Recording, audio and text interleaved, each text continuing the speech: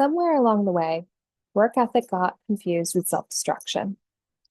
Hustle culture taught so many of us that exhaustion equals proof of commitment. And this may have been enforced in families that toiled away 60, 80 hours a week out of necessity. That if you're not grinding, you're not serious.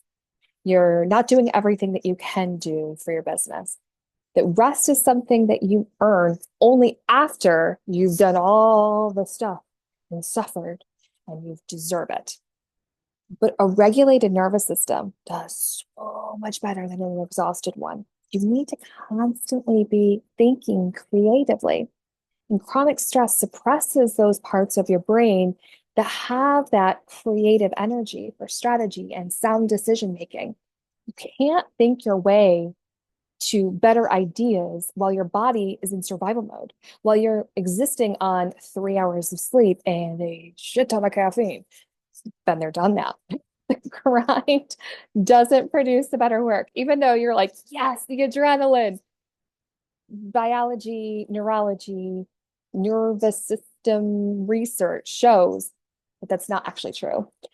It produces your most desperate work. Running a business without hustling does not mean you're doing less or you're being lazy. It means that you're being deliberate and strategic about where your energy actually goes. You're building systems instead of relying on that adrenaline, even though it's also like, yeah, this huge high that I'm getting all these things done and putting all out all these fires, but the toll that it's taking physically, mentally, emotionally. But when you're doing things strategically, you're having rhythms and rituals instead of just reacting to every fire, every emergency, all of the things. Again, it's great in the short term, but just not sustainable. Trusting that steady, sustainable effort that compounds, even when it feels slower than that sprint everyone else seems to be running. It means accepting that your business needs to sustain you, not the other way around. If the business only works when you are depleting yourself to keep it running, is it actually working? If you're borrowing against your future health to fund your present output, what cost is that actually? That bottom line of the overall trajectory of your life. This isn't about doing nothing. It's about doing things that are matching your effort to your actual capacity instead of what you have as an imagined one with these picture perfect social media images of the people that are doing it all. But again, at what cost?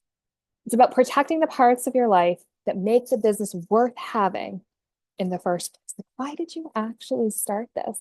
Was it to be working 80 hours a week and never seeing your family?